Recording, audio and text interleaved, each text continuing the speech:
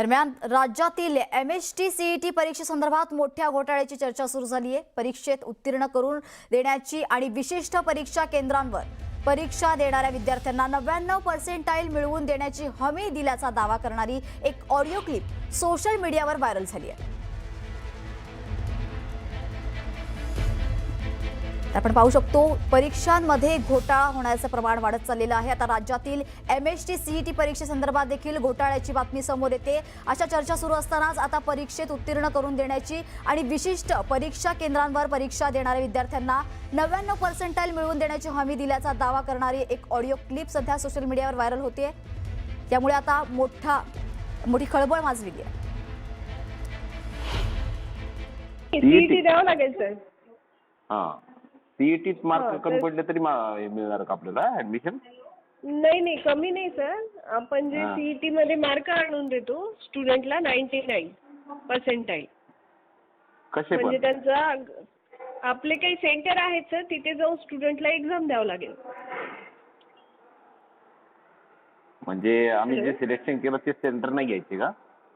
नाही ते नाही घ्यायचे सर, जे सेंटर आमचे आहेत ना तिथेच जाऊन एक्झाम द्यायची।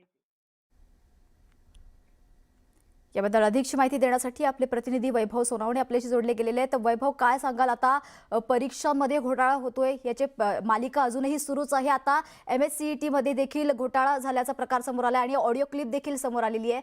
काय अधिकची अपडेट आहे?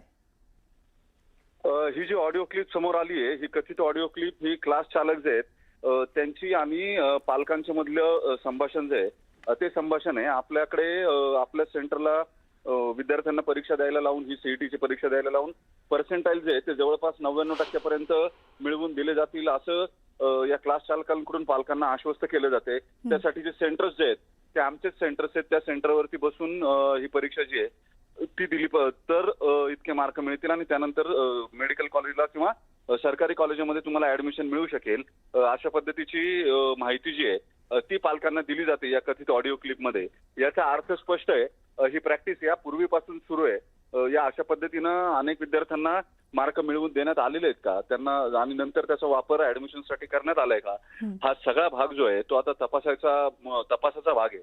या सगळ्या विषयावरती अनेक पात्रता नसलेल्या विद्यार्थ्यांना या अशा पद्धतीनं मार्क वाढवून देऊन त्यांची ऍडमिशन्स केली जात आहेत का, आणि त्यामुळे ज्यांचा खरंच अधिकार आहे, नैसर्गिक अधिकार आहेत किंवा जी हुशार मुलं आहेत त्यांच्या सीट्स ज्या आहेत त्या बळकावल्या जातात का, या अशा पद्धतीनं हा या सगळ्यात महत्वाचा मुद्दा असणार आहे। ज्यांचं मेरिट आहे किंवा ज्यांची क्षमता आहे अशा विद्यार्थ्यांच्या ऐवजी फसवणुकीनं, चिटिंग करून ज्या विद्यार्थ्यांची क्षमता कमी आहे अशांना हे ऍडमिशन्स मिळवून द्यायची आश्वासनं जी आहेत ती या क्लासेस कडून दिली जात आहेत, जे अत्यंत धक्कादायक आहे। या सगळ्या परीक्षा या अत्यंत निर्विकार किंवा मेरिटनुसारच हे ऍडमिशन्स होतात आणि या परीक्षा अत्यंत उत्तम पद्धतीनं पार पडतात। हा दावा किती खोल आहे हे यावरून लक्षात येते। निश्चितच वैभव, धन्यवाद दिलेल्या सविस्तर माहितीसाठी।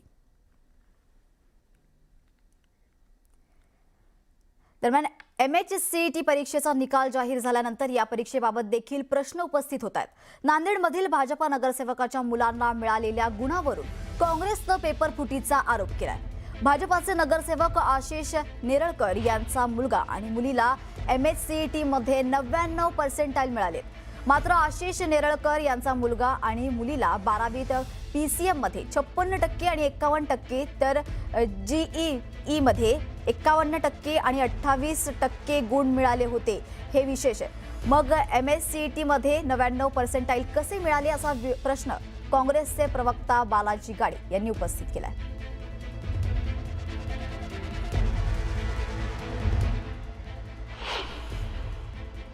अनुक्रमे 12वीला मार्क 56%, 51% असे मार्क आहेत PCM ग्रुपमध्ये, आणि जेईच्या परीक्षेमध्ये 51% आणि 28% त्यांना मार्क आले। मात्र MHCETच्या परीक्षेमध्ये त्यांना 99% आलेले आहेत। हा अजब प्रकार नांदेड जिल्ह्यातल्या MHCETच्या या विद्यार्थ्यांचा भारतीय जनता पक्षाच्या घडलेला आहे। यामागची कारणं काय, यांना पेपर कुठून मिळाला? एकीकडे गुणवत्ता दिसत नाहीये आणि दुसरीकडे मात्र 99% येतंय। हे भाजपच्या घरात येणारी गुणवत्ता 100% पेपर फुटीतनं येते। पण पाहू शकतो आता सध्या MSCET पेपरचा घोळ पूर्ण महाराष्ट्रभर याचे पडसाद उमटताना दिसत आहेत आणि याला आता राजकीय वळण देखील आलेलं आहे. आता राजकीय वाद या ठिकाणी उफाळलेला आहे, कारण नगरसेवकांच्या मुलांना मिळालेल्या गुणावरून हा वाद उफाळलेला आहे. काँग्रेसनं पेपर फुटीचा आरोप या ठिकाणी केलाय. भाजपचे नगरसेवक आशिष नेरळकर यांचा मुलगा आणि मुलीला MSCET मध्ये 99% मिळाले, मात्र आशिष नेरळकर यांचा मुलगा आणि मुलीला 12वीत मात्र PCM मध्ये 56% आणि 51% एवढेच मार्क असल्याचं सांगण्यात येतं. यावर चंद्रकांत पाटील यांनी काय प्रतिक्रिया दिली पाहूयात. आमची भूमिका ही पण स्वायत्त आहे, त्यामुळे सेईला विचारा.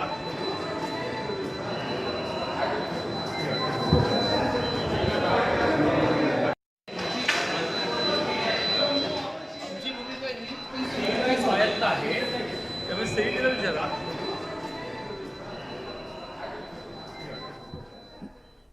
तर आता एक मोठा घोळ समोर आलेला आहे परीक्षांमधला.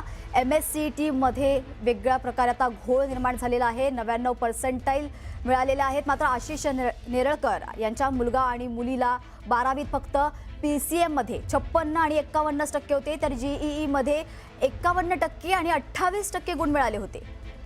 मात्र MSCET मध्ये त्यांना 99% कसे मिळाले असा प्रश्न काँग्रेसचे प्रवक्ता बालाजी गाडे यांनी उपस्थित केला.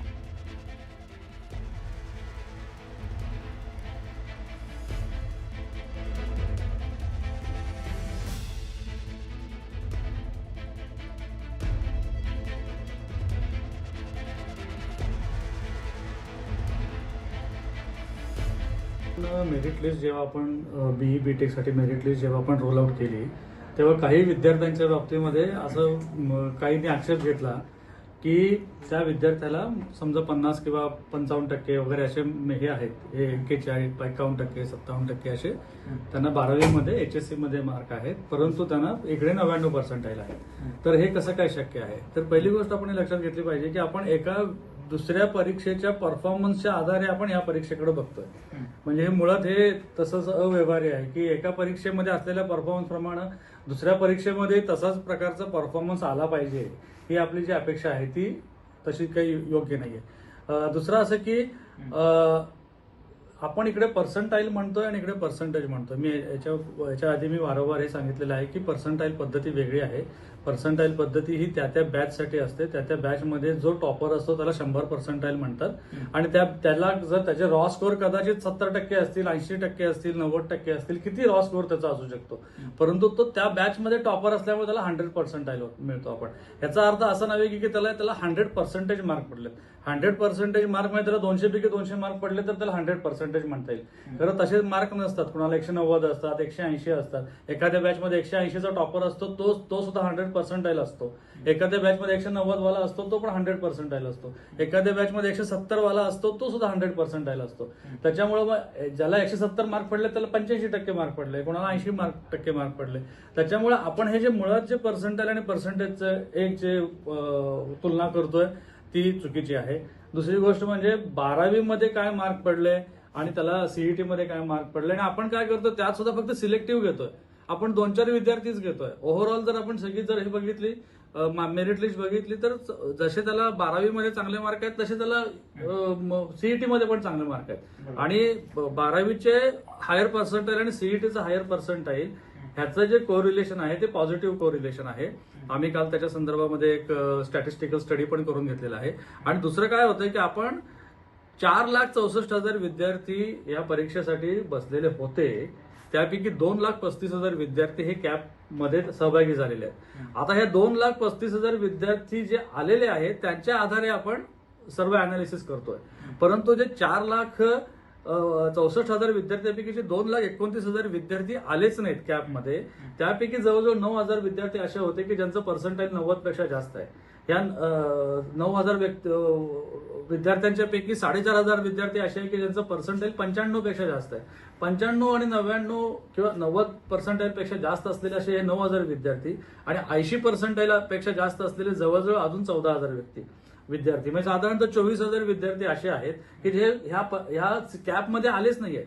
त्याच्यामुळे त्या लोकांचा सुद्धा परफॉर्मन्सवर तुम्ही आज प्रश्नचिन्ह उपस्थित करत आहात की की बाबा ते त्यांचा सुद्धा काहीतरी त्यांच्या याच्यामध्ये घोळ आहे. म्हणजे जे अशी ज्यांना 99% पडलाय, 95% पडलाय, ती मुलं इथं आली नाही. ती जर मुलं इथं आली असती तर आपली मेरिट लिस्टचं कॉम्प्लेक्शनच बदललं असतं.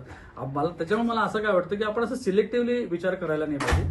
दुसरी गोष्ट अशी की जसं HSC मध्ये PCM मध्ये कमी मार्क आहे, परंतु CET मध्ये जास्त मार्क आहे, असं काही प्रमाण आहे. असे काही समजा 10, 15, 20 विद्यार्थी असेल, ऍक्च्युअली ते 2 आणि 5, 7च विद्यार्थी आहेत. परंतु ह्याच्या उलट सुद्धा तुम्हाला मी काही स्टॅटिस्टिक्स दाखवू शकतो. ते स्टॅटिस्टिक्स म्हणजे आज आपल्या टाइम्स ऑफ इंडियाने पण ते प्रसिद्ध केलेलं स्टॅटिस्टिक्स आहे.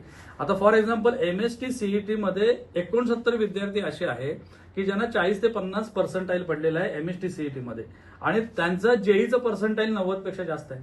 मग JEE मध्ये 90% पेक्षा जास्त विद्यार्थी जो मिळवत आहे त्याला ऑब्व्हियसली MST CET मध्ये पण चांगलं पर्सेंटाईल आलं पाहिजे. असंच आपण दोन जेव्हा परीक्षांचं जेव्हा आपण कंपॅरिझन करतो आहोत आणि जेव्हा दोन्ही आपण सांगतो की इथं जर तुझा परफॉर्मन्स चांगला असेल तर तो इथेही चांगला पाहिजे, तर मग ह्या 70 विद्यार्थ्यांचं काय की ज्यांना IIT JEE मध्ये 90% पेक्षा जास्त मार्क होते, परंतु ते आपल्या CET मध्ये 50% पेक्षा कमी मार्क मिळवलेत.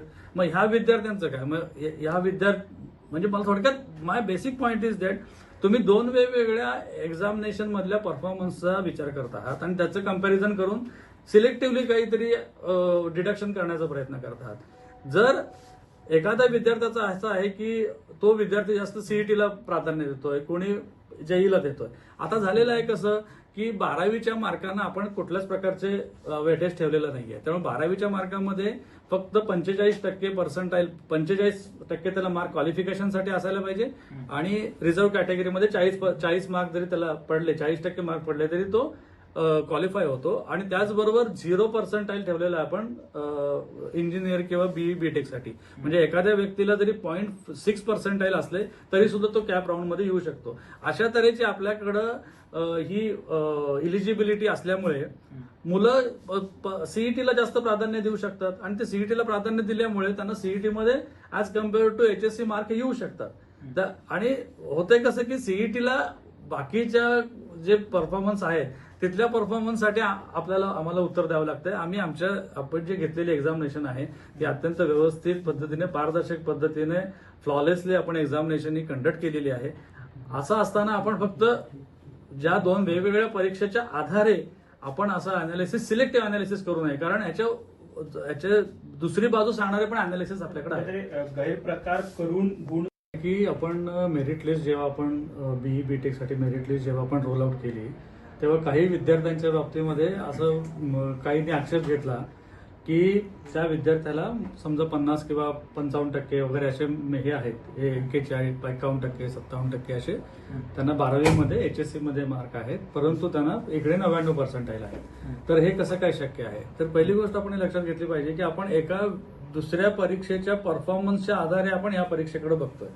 म्हणजे हे मुळात हे तसंच अव्यवहार्य आहे की एका परीक्षेमध्ये असलेल्या परफॉर्मन्स प्रमाणे दुसऱ्या परीक्षेमध्ये तसाच प्रकारचा परफॉर्मन्स आला पाहिजे ही आपली जी अपेक्षा आहे ती तशी काही योग्य नाहीये. दुसरं असं की